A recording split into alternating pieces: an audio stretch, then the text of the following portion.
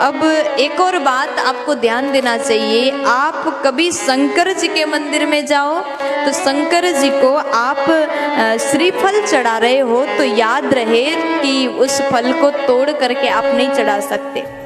शंकर जी को हर एक चीज साबुत चढ़ाया जाता है। देवता को हम जब भी अनुष्ठान पूजा होता है तो फल को भी काट करके नहीं, फल को साबुत ही चढ़ाया जाता है।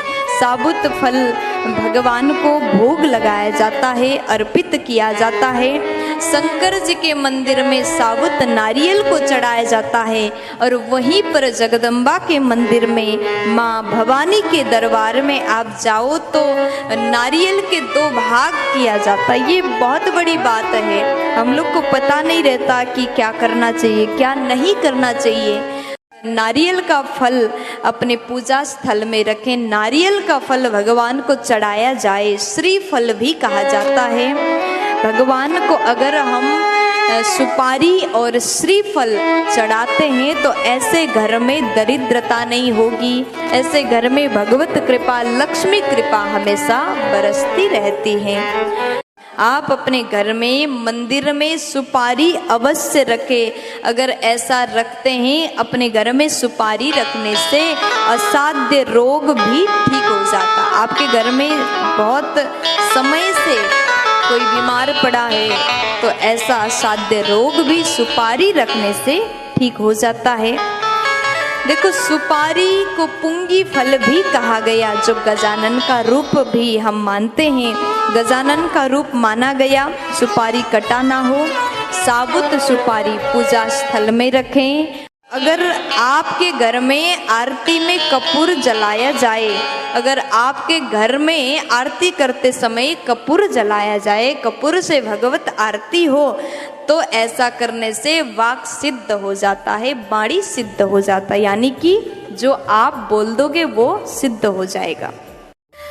आप भी अगर रोज दूध पीते हैं तो जरूर इस बात का ध्यान रखें।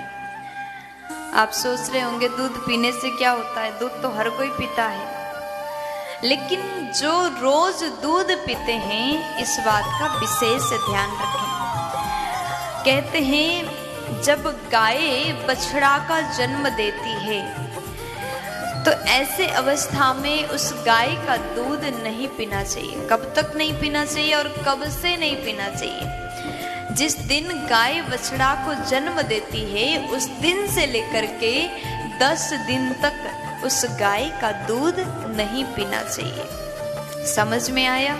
याज्ञवल्क्य स्मृति में लिखा है, अगर नारी के गर्भ में संतान है तो उस समय पियर मायके नहीं जाना चाहिए।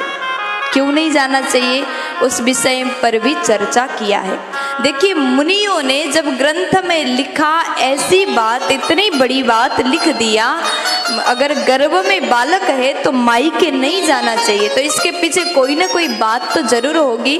बिना कारण बिना रीजन के कोई बात किया नहीं जाता। एक सेवक जो होता है, जब कार्यभार बहुत ज्यादा एक साथ आ जाता है, बहुत सारे काम उपस्थित होने पर सेवक का परीक्षा लिया जा सकता है और उसके बाद में आपत्ति काल में मित्र की परीक्षा और उसके बाद में दुख में बांधवों की परीक्षा। दुख जब जीवन में दुख आए तो उस समय बांधव की परीक्षा होती है।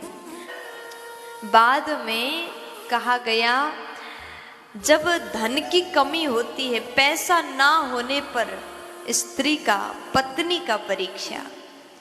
पत्नी वो अच्छी नहीं होती जो आपके पैसा ना होने पर, आपके पास में रुपये ना रहने पर आपका साथ छोड़ दे।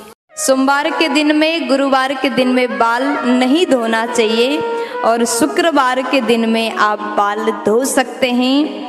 और जैसे कि एकादशी के दिन में, एकादशी जैसे तिथियों के दिन पर जिस दिन आपको व्रत करना है उस दिन आप बाल ना धो करके गीले कपड़े से, गीले वस्त्र से आप बाल को पोंछ सकते हैं।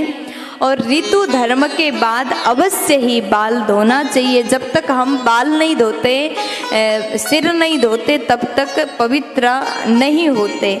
इसलिए ऋतु धर्म के बाद सिर अवश्य धो लें। और जो नियम हमने बताए, ये सब नियम विवाहित माताओं के लिए बताया है, कुंवारी कन्या के लिए नहीं। कुंवारी कन्या गुरुवार को छोड़ करके अन्य सभी दिन सिर धो सकती हैं।